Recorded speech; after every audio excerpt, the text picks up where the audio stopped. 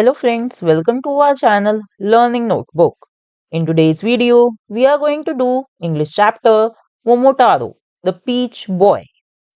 Friends, this is a Japanese folk tale and it is a very popular one. So let's start with the warm up of this chapter first. We all should develop the habit of reading storybooks. It helps us improve our vocabulary and knowledge. It also enhances our thinking and problem solving skills. सो यहाँ पर friends हमें समझाया जा रहा है कि हमें story books read करनी चाहिए and why is it important. Story books open doors to creativity and imagination. They teach us important lessons about life and inculcate good values. Reading also relaxes our mind and helps us focus better. With storybooks, learning is always fun. तो देखिए friends यहाँ पर हमें story books को read करने की importance समझाई हुई है that it is very important to read story books क्योंकि उससे हमारी नॉलेज बढ़ती है, वोकैबुलरी बढ़ती है, डेफिनेटली हमारी क्रिएटिविटी भी बढ़ती है और वो हमें बहुत सारे लेसन्स देती हैं. बुक्स बहुत सारे लेसन्स देती है हमें लाइफ के बारे में. और उसके अलावा फ्रेंड्स जब हम बुक पढ़ते हैं तो हमारा माइंड रिलैक्स होता है. So remember that with story books learning is always fun. So here you have to write a few lines about your favourite story book. जैसे कि यहाँ पर हमें एक ये स्टोरी बुक का कवर पेज दिया हुआ है. It's a book by Sudha Murty, the magic of the lost story. तो अगर आपकी भी ऐसी कोई फेवरेट स्टोरी बुक है तो उसके बारे में आपको यहाँ लिखना है. Now we are going to start with our story Momotaro. Japan has many mythical stories and legends that remain popular even today. One of the most famous folk tales is about a boy called Momotaro or Peach Boy, a beloved character in Japan known for his kindness, bravery, strength, and devotion to his parents. So as I told you earlier, Momotaro ये जो story है ये एक Japanese folk tale है, बहुत ही famous है वहां पर. और ये जो करेक्टर है friends Momotaro, it is considered as a very significant one in Japanese culture. Japanese culture में इसको काफी सिग्निफिकेंट माना जाता है because of the values it teaches. It teaches values of kindness, bravery, strength and devotion to the parents. Okay, तो आइए शुरू करते हैं अपनी स्टोरी से. Long ago, in a Japanese village, an elderly couple lived on a small rice farm. Each day, the old man, ventured into the mountains to gather grass, while his wife managed their household chores and worked in a small field. तो बहुत पहले की बात है, एक Japanese village में एक elderly couple रहता था, एक सीनियर कपल रहता था. और जो हर रोज जो आदमी था, जो ओल्ड मैन था, वो माउंटेन्स में चला जाता था, वहां से घास इकट्ठी करके लाता था. एंड हिज वाइफ, वो पीछे से घर के काम, हाउस होल्ड चोर्स का मतलब कि घर के जो काम होते थे वो करती थी, और साथ में उनका एक फील्ड थी, स्मॉल फार्म था, उस पर काम करती थी. They had no children which make their lives quite and solitary. और इन कपल के फ्रेंड्स कोई बच्चा नहीं था, जिसकी वजह से उनकी जो लाइफ थी वो बहुत ज्यादा क्वाइट थी और सॉलिटरी थी. सॉलिटरी मतलब कि they were living alone, they were existing alone, तो वो लोनली थे बहुत. One day, as the old man cut grass on the mountainside and his wife washed clothes by the river, something extraordinary happened. तो एक दिन की बात है जब बूढ़ा आदमी माउंटेन पर गया हुआ था घास काटने के लिए, और उनकी जो वाइफ थी वो रिवर की साइड पर कपड़े धो रही थी. तो कुछ एक्स्ट्रॉर्डिनरी यानी कि कुछ अलग से हुआ उस दिन. Let's find out what happened. The old woman noticed a gigantic peach floating down the river. तो जो जब वो कपड़ी धो रही थी नदी में, नदी की साइड पर, तो उन्होंने क्या नोटिस करा, उन्होंने एक बहुत ही बड़ा पीच फ्लोट करते हुए देखा नदी में. ये देखिए फ्रेंड्स, जाइगेंटिक का क्या मतलब होता है, which is huge, which is enormous. और पीच तो हमें पता ही है एक फ्रूट होता है, राइट. तो उन्होंने एक बहुत ही बड़ा ये पीच देखा ऐसे नदी में बहते हुए. She had never seen such a large peach before and was determined to retrieve it. She started reciting an old verse that was believed to do charms. तो उन्होंने कभी भी इतना बड़ा पीच पहले कभी देखा ही नहीं था। ऑब्वियसली फ्रेंड्स, किसी ने भी नहीं देखा होगा इतना बड़ा पीच होता है, पीच देखा उन्होंने। अदरवाइज वी नो कि जो फ्रूट होता है peach, it is very small, right. तो उसके कंपैरिजन में अगर कोई इतना बड़ा पीच दिखेगा तो ऑब्वियसली वो बहुत ज्यादा हैरान होगा। तो अब वो बहुत डिटर्मिन्ड थी कि भाई मेरे को तो ये पीच यहाँ से लेके ही जाना है। रिट्रीव यानी कि नदी से बाहर निकालने के लिए वो पूरी डिटर्मिनेशन थी उनके में कि ये तो मैं यहाँ से निकालूंगी। अब वो निकालें कैसे? तो उनको याद आया और फिर वो एक ओल्ड वर्स रिसाइट करना, एक ओल्ड पोयम जो माना जाता था कि जो चार्म्स, जो मैजिक कर सकती है, ऐसी लाइंस उन्होंने बोलनी शुरू करी। Distant water is bitter, the near water is sweet. Pass by the distant water and come into the sweet. तो जब ओल्ड वुमेन ने ये लाइंस बोली तो देखते हैं कि जो जाइगेंटिक पीच था वो उनके पास आया या नहीं। Miraculously, the peach floated close to her and she eagerly pulled it ashore. और क्या हुआ, एक चमत्कार हुआ जब उन्होंने ये लाइंस बोली। जो पीच था वो फ्लोट होकर उनके पास आ गया और उन्होंने अपना उसको पुल कर लिया अपनी तरफ, अपना हाथ बढ़ाया और उसको अपनी तरफ ले आई। Excited by her find, she rushed home to show it to her husband. अब इतना बड़ा पीच उनको मिला था तो definitely she was very excited and she wanted it to show to her husband. तो वो उसको लेकर अपने घर आ गई। She waited eagerly for her husband to come back from the mountains. अब उनका जो हस्बैंड था, जो ओल्ड मैन था, वो तो माउंटेन्स पर गए हुए थे। तो उन्होंने उनकी बहुत ईगरली she kept on waiting for him. When he came back she told him the entire story. और जब वो वापस आए माउंटेन से तो ओल्ड लेडी ने उनको सारी स्टोरी बताई कि भाई कहाँ से उनको इतना बड़ा पीच मिला। When they were about to cut it, the peach split into two halves by itself. अब उन दोनों ने डिसाइड करा कि हम इसको कट करेंगे। ठीक है, पीच को कट करेंगे। और जब वो ऐसा करने वाले थे तो पीच जो था वो अपने आप ही दो टुकड़ों में डिवाइड हो गया और वो खुल गया, टूट गया। To their astonishment, a baby boy emerged from inside. देखिए फ्रेंड्स, क्या हुआ कि वो जब पीच खुला तो उसमें से कौन आया? उसमें से एक बेबी बॉय निकला। एस्टोनिशमेंट का मतलब है यानी कि सरप्राइज। टू देयर सरप्राइज, एक बेबी बॉय एमर्ज हुआ उसमें से।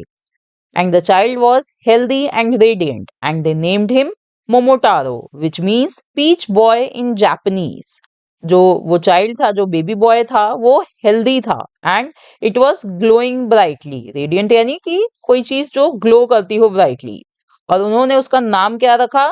उसका नाम उन्होंने रखा मोमोटारो, जिसका मतलब होता है जापानीज में पीच बॉय। वो पीच से निकला था तो इसलिए उसका नाम रख दिया इन्होंने पीच बॉय यानी मोमोटारो। Momotaro grew up strong and kind-hearted. By the time he was 15, he was known throughout the village for his courage and wisdom. अब धीरे धीरे मोमोटारो बड़ा होता गया और वो बहुत ही स्ट्रांग ग्रो हो रहा था, यानी कि वो बहुत स्ट्रांग था और वो काइंड हार्टेड भी था पर साथ ही साथ। और जब तक वो 15 इयर्स का हुआ वो पूरे विलेज में उसको जाना जाता था उसके करेज, उसकी ब्रेवरी के लिए और उसकी विजडम यानी इंटेलिजेंस के लिए। तो देखिए फ्रेंड्स, मोमोटारो क्या था? He was a strong boy, he was kind hearted, he was courageous and he was intelligent as well. One day, Momotaro approached his elderly parents with a determined look in his eyes. एक दिन मोमोटारो अपने parents के पास आया और उसकी आंखों में एक बहुत ही डिटर्मिनेशन वाली लुक थी। लेट्स सी क्या कहता है वो उनसे। Father, mother, Momotaro said, I have come to know about the distant island inhabited by wicked demons who terrorize our village. I must go there and defeat these demons to bring peace to our land. तो मोमोटारो ने अपने parents से कहा कि mummy papa, मेरे को जगह पता चली है, एक दूर एक आइलैंड है वो पता चला है, वहां पर वो विकेट डीमंस रहते हैं। वो जो राक्षस डीमंस यानी कि ऐसे राक्षस रहते हैं जिन्होंने हमारे विलेज को टेरराइज करा हुआ है, हम सबको डराया हुआ है। मुझे वहां जाना चाहिए और उन डीमंस को, उन राक्षसों को मेरे को डिफीट करना चाहिए, हरा देना चाहिए, जब भी हमारे जो लैंड है, हमारे विलेज में पीस आएगी, शांति आएगी। तो यहाँ पर देखिए फ्रेंड्स, एक 15 साल का बच्चा कितना ब्रेव है कि वो कह रहा है कि भाई जो राक्षस मेरे विलेज में उन्होंने जो इतनी अशांति फैलाई हुई है, मैं दूर दराज एक आइलैंड है, मैं वहां जाऊंगा और उन डीमंस को मैं हरा कर आऊंगा, जिससे कि हम सब आराम से शांति से रह पाए। Proud of his bravery, his parents packed rice cakes for Momotaro's journey. उसके जो पेरेंट्स थे वो बहुत ही ज्यादा प्राउड फील कर रहे थे कि भाई हमारा बेटा इतना ब्रेव है, और उन्होंने उसके लिए, मोमोटारो की जर्नी के लिए, रास्ते के लिए राइस केक पैक कर दिए। As he rested under a tree, a dog as large as a horse approached, shared a rice cake and pledged to join him. अब रास्ते में फ्रेंड्स जब थक गया मोमोटारो, तो वो एक ट्री के नीचे रेस्ट करने लगा, और जब ही उस वहां पर एक बहुत बड़ा डॉग आया, काफी बड़ा डॉग था, जैसे कि मानो कि एक हॉर्स हो, और मोमोटारो ने उसके साथ अपना राइस केक था वो शेयर करा, और डॉग ने कहा कि मैं भी तुम्हारे साथ इस जर्नी पर चलूंगा, मैं भी उन डीमंस के खिलाफ लड़ूंगा। प्लेस टू ज्वाइन हिम, यानी कि उसने भी एक कसम खाई कि भाई मैं भी चलूंगा तुम्हारे साथ इस जर्नी में। Together they encountered a hungry monkey on a tree who after sharing cakes eagerly joined their quest। और जब वो आगे चले दोनों, डॉग और मोमोटारो, तो उनको एक हंग्री मंकी मिला ट्री पर। उसके भी साथ उन्होंने वो राइस केक शेयर करा, और उस मंकी ने भी उनको खुशी खुशी ज्वाइन कर लिया। Join there quest. क्वेस्ट का क्या मतलब है फ्रेंड्स? क्वेस्ट इज समथिंग जिसमें हमें बहुत a long search for something very difficult. तो डेफिनेटली ये जो टास्क था जो मोमोटारो ने उठाया था, ये एक बहुत लंबी सर्च भी थी, क्योंकि उनको वो आइलैंड भी ढूंढना था, और फिर डिफिकल्ट था क्योंकि वहां पर पहुंचना डिफिकल्ट था, और साथ ही साथ उन डेमंस को हराना भी बहुत मुश्किल था। यहाँ पर देखिए फ्रेंड्स, हमें यहाँ पर दिखाया हुआ है, ये मोमोटारो है, वो डॉग है, मंकी है, और ये कौन है friends? Let's find out. Crossing vast fields, a beautifully pheasant with vibrant feathers also joined them। अब देखिए, और किसने ज्वाइन करा इनको? एक बहुत ही ब्यूटीफुल फेजेंट ने, एक ये बर्ड है फेजेंट, इसने भी इनको ज्वाइन करा। उसके जो फेदर्स हैं वो बहुत ही ज्यादा सुंदर हैं, वाइब्रेंट कलर्स हैं उनका। They journeyed to the Demon's Island, facing challenges and fighting bravely. Momotaro led with courage, and together they defeated the demons, bringing peace to their village.